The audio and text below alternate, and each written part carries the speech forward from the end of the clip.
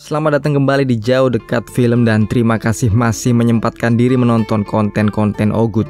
Kali ini kita membahas rencana pembunuhan terhadap Adolf Hitler yang sesuai sejarah nyatanya, Hitler memang sedemikian sering menjadi target pembunuhan baik oleh musuh-musuhnya, para perwiranya sendiri atau bahkan oleh rakyat jelata. Seperti yang digambarkan melalui kisah Georg Elser, seorang tukang kayu yang cakap dan cerdas, yang sanggup mengatur segala persiapannya untuk menghabisi diktator Jerman ini sendirian, tanpa bantuan siapapun. Nah, mari kita lihat apakah pemuda biasa seperti Elser ini berhasil dalam misi yang berbahaya ini.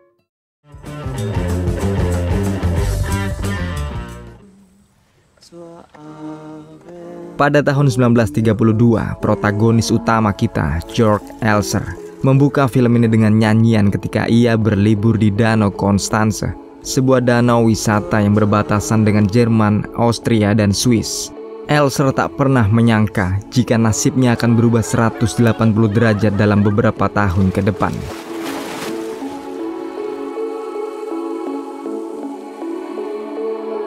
Setelah berlibur, ia pun kembali pada profesinya sehari-hari sebagai tukang reparasi jam, sampai tiba telegram yang menyuruhnya untuk pulang ke desanya.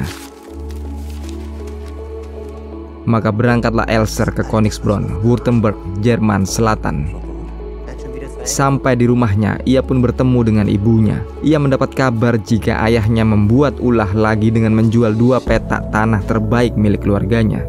Ayah Elser sendiri merupakan pemabuk berat dan kebiasaannya ini membuatnya selalu bermasalah dengan Elser. Hari-hari berikutnya berada di desanya ini dihabiskan Elser untuk bersenang-senang bersama temannya. Ia merupakan tukang kayu sekaligus pemain akordeon yang mahir dan dengan senang pula memainkannya bersama band kecilnya. Di bar ini pula Elser bertemu dengan Elsa, perempuan yang sudah memiliki suami dan anak. Namun situasi menyenangkan ini berubah saat para anggota partai Nazi telah datang. Nah, sebagai informasi Bor, hingga tahun 1932, keberadaan Nazi masih belum mendapat sambutan positif dari warga lokal. Mereka seakan sudah tahu jika Adolf Hitler sebenarnya hanyalah pecundang besar. Elser sendiri lebih memilih menyusul Elsa yang sudah keluar ruangan.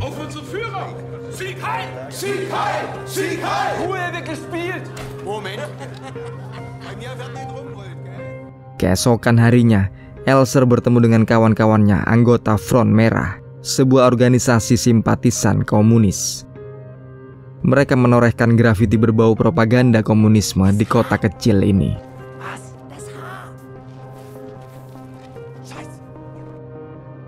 Beberapa hari kemudian Elser mengetahui jika suami Elsa sedang berada di bar.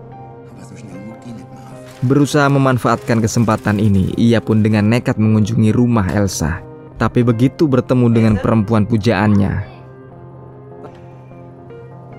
Elser pun menjadi kaget saat menemukan wajah Elsa yang lebam akibat dipukuli oleh suaminya. Dan hubungan Elser dan Elsa ini segera tercium oleh ibunya, yang lantas mengingatkan jika Elser sudah pernah menikah dan memiliki anak. Kenapa ia sekarang malah menjerumuskan dirinya sendiri dengan mendekati istri orang? Suatu hari salah seorang kawan komunisnya bernama Schur meminta tolong kepada Elser. Namun belum sempat ditolong, Schur sudah digerebek begitu saja.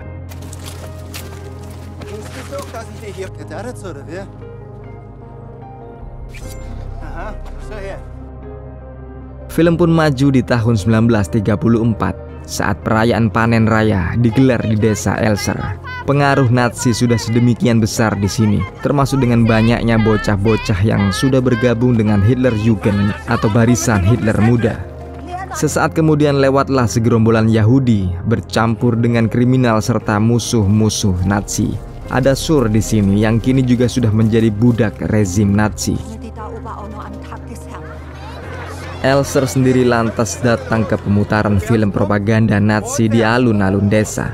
Hampir semua warga lokal menikmati film ini. Film yang mungkin baru pertama kali mereka lihat seumur hidup.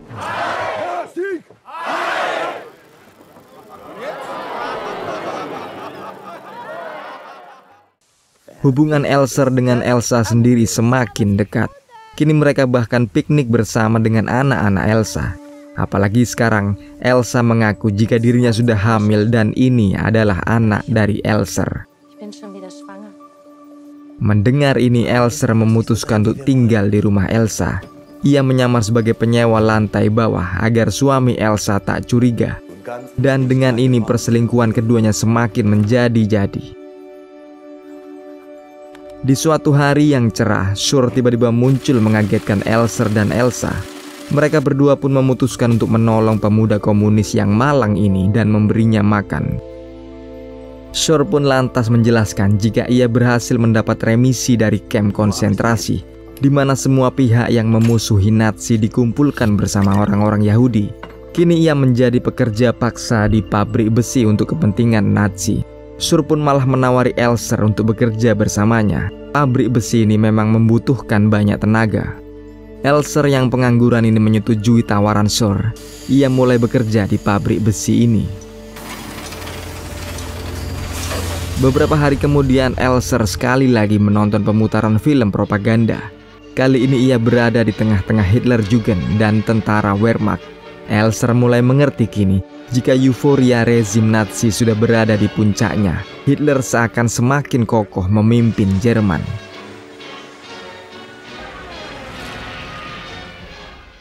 Kali ini dengan inisiatifnya sendiri Elser merencanakan sesuatu. Ia membicarakan ini dengan sohibnya Shore. Tak main-main, ia ingin membunuh Hitler. Maka dengan sangat runtut dan cermat, Elser mempelajari segala sesuatu mengenai Nazi dan Adolf Hitler. Ia mencari jadwal terdekat di mana Hitler akan berada di tempat umum. Satu rapat besar dicatat, yakni pada tanggal 8 November 1938, berlokasi di Burgerbrau, sebuah gedung pertemuan. Di sana direncanakan Hitler akan berpidato kepada perwira militernya dan simpatisannya. Maka Elser sekali lagi berangkat ke kota Munich beberapa bulan berikutnya, saat Nazi juga tengah mempersiapkan pagelaran besar-besaran ini. Elser bersembunyi dalam gedung dan mulai melaksanakan rencananya. Tepat pada malam hari ketika gedung telah kosong, ia mengukur pilar besar yang berada pas di belakang mimbar pidato. Ketika balik ke rumah Elsa, ia mengetahui jika putra kandungnya sudah lahir. Elsa mengatakan bayi mungil ini akan diberi nama Georg, seperti nama ayahnya Georg Elser. Namun Elser lebih tertarik menyelesaikan rencananya, dan dengan ini ia telah berhasil membangun sebuah prototipe pemicu bom yang segera dicobanya.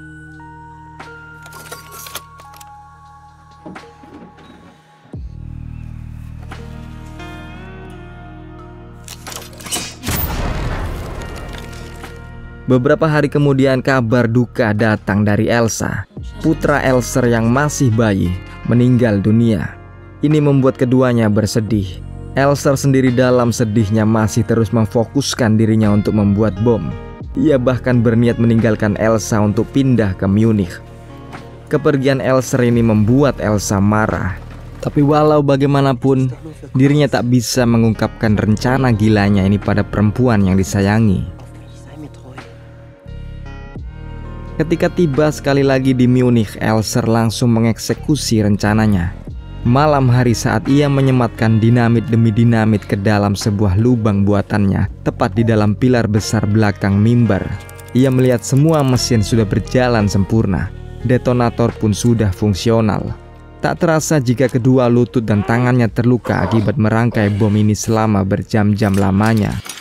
Saat semuanya sudah diatur, Elser segera kabur. Ia yakin bom pasti akan membunuh Hitler dan ia berhasil menyelamatkan seluruh Eropa dari peperangan besar. Tepat pada tanggal 8 November, semua petinggi militer dan birokrat Nazi berkumpul bersama. Mereka menyambut dan mendengar pidato Hitler yang berapi-api mengenai penaklukan Eropa. Tak ada dari satupun mereka yang menyangka jika bom waktu Elser terus berjalan tepat di atas Hitler.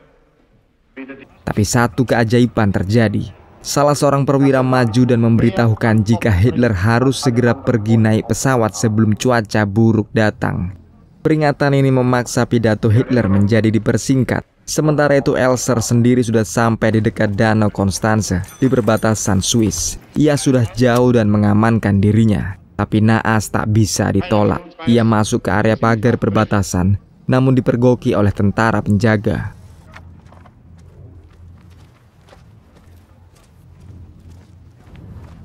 Hallo! Sind immer Kämpfer gewesen. Das ist jetzt die große. Wo will es Sie noch?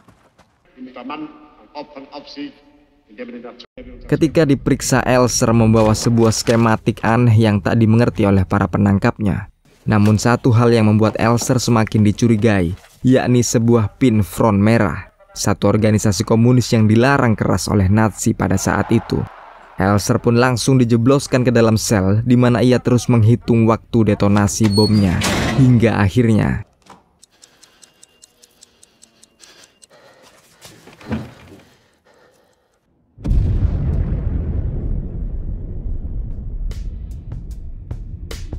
kabar gempar langsung menyebar di seluruh Jerman bahwa percobaan pembunuhan Hitler telah terjadi. Investigasi besar langsung dilakukan dan semua data serta petunjuk berikut kecocokan waktunya mengerucut pada penangkapan Georg Elser.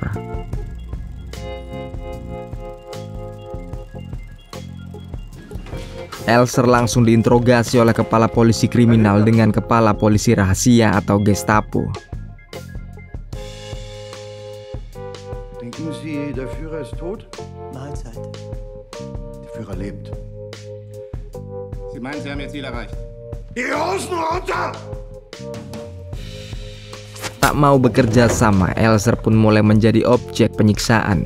Selama beberapa jam, spesialis interogasi ala Nazi ini terus menyiksa Elser. Namun Elser tetap keras kepala sampai tiba tahap penyiksaan selanjutnya.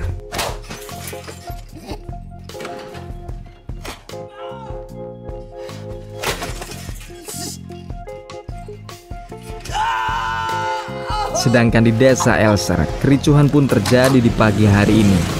Seluruh keluarga Elser dikumpulkan dan diangkut untuk dibawa ke Berlin, termasuk dengan kekasih Elser, Elsa. Kembali ke Berlin, Elser ditempatkan di sel isolasi. Kepala polisi kriminal mengungkapkan pada bos Gestapo ini jika Elser ialah orang-orang perbukitan Swabian. Mereka memang terkenal keras kepala dan tak takut mati. Ia tahu jika Elser ialah pemuda cerdas yang memiliki prinsip dan ideologi sendiri. Tapi yang jelas, Hitler tak butuh yang demikian.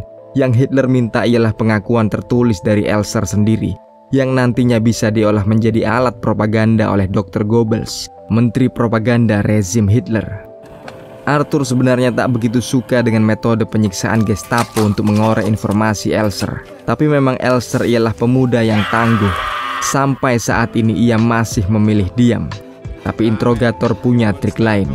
Mereka pun mendatangkan Elsa ke hadapan Elser.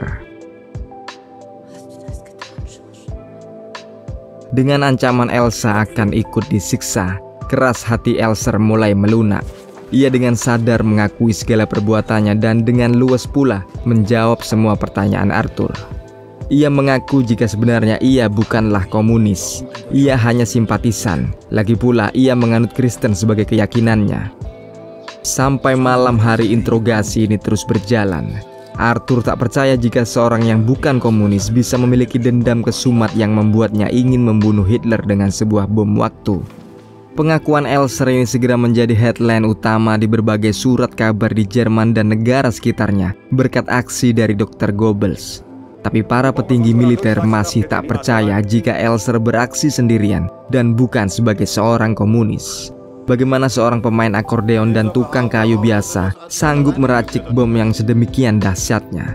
Mereka yakin Elser pasti bergerak atas nama organisasinya, karena Hitler sendiri yakin ini perbuatan gerakan komunis dan memaksa ada pengakuan yang demikian dari mulut Elser. Tak pelak, Elser sekali lagi dipaksa mengaku. Namun bagaimana ia akan mengakui tuduhan pada dirinya sedangkan ia telah mengatakan semua sejujurnya, bahwa ia beraksi sendirian dan bahwa ia bukanlah seorang komunis. Masih tak percaya, Elser langsung menggambar skematik mekanisme bom waktu secepatnya, membuat seisi ruangan kaget sekaligus kagum dengan kecerdasan pemuda desa ini. Berikutnya Elser diinterogasi langsung oleh Dr. Hubner. Elser dengan brilian menjelaskan cara kerja bom waktu rancangannya. Dr. Hubner sendiri menjadi sangat yakin jika hanya Elser seorang yang bisa membuat skema mekanisme seperti ini. Cara kerja bom ini ialah resmi ciptaan Georg Elser. Selanjutnya Elser pun diperintahkan membuat pengakuan tertulis secara detail dan kronologis. Elser mengatakan dengan sejujurnya, bahkan ia membuat statement jika Adolf Hitler ialah pemimpin yang buruk bagi Jerman. Keesokan harinya, proses birokrasi kasus Elser dilanjutkan. Namun tiba-tiba masuk perwira tinggi yang tak terima jika Elser menghina Hitler dalam surat pengakuannya.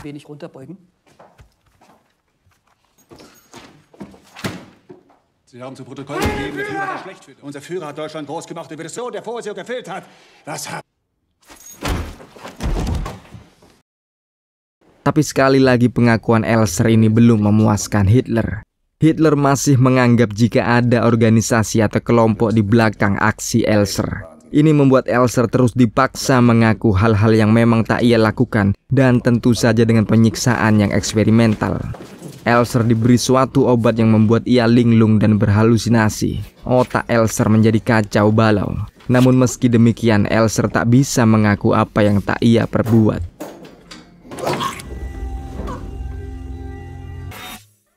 Kann sie nicht verstehen.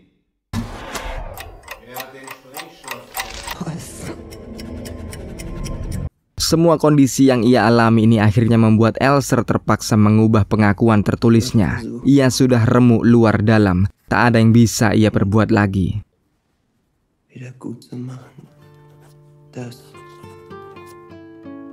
Film pun maju di 5 tahun berikutnya pada musim semi tahun 1945. Ditampakkan di sini jika kepala polisi Arthur malah terlibat konspirasi Operation Valkyrie untuk membunuh Hitler.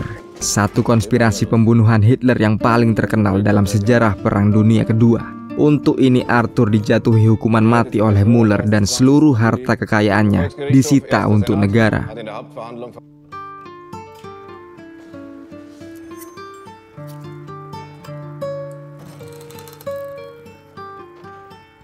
Sementara di kamp konsentrasi di Dachau, kita bertemu kembali dengan Elser yang masih hidup dan tidak dihukum mati. Salah satu sipir memberinya kabar mengenai kematian Arthur. Berita yang ditanggapi dengan dingin oleh Elser yang kini seakan tak punya motivasi untuk hidup. Satu-satunya keinginannya ialah mengetahui kabar Elsa kekasihnya.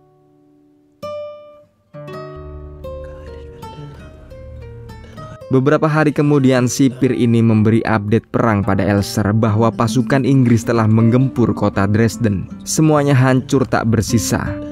Di saat yang bersamaan ini Elser kembali dibawa untuk diinterogasi lagi. Tapi ini hanya kedok semata.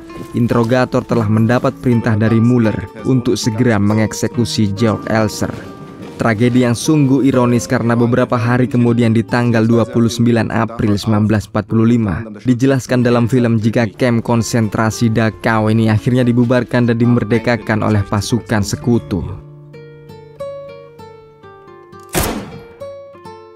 Perang Dunia Kedua yang dimulai oleh Hitler ini telah menelan 55 juta nyawa manusia. Dan puluhan tahun sesudahnya barulah Elser diakui sebagai pejuang pembebasan oleh Jerman modern. Sementara nasib Elsa sendiri setelah berpisah dengan Elser, ia sempat menikah 2 kali sebelum meninggal dunia pada tanggal 11 Oktober 1994. Sampai mati, perempuan ini mengakui jika cinta sejatinya hanyalah Georg Elser seorang. Nabor, dengan ini berakhir pula konten kita kali ini. Semoga kalian masih berkenan untuk lanjut menonton rilisan-rilisan Ogut yang lain. Sampai jumpa lagi. Wassalamualaikum. Yuk, bye.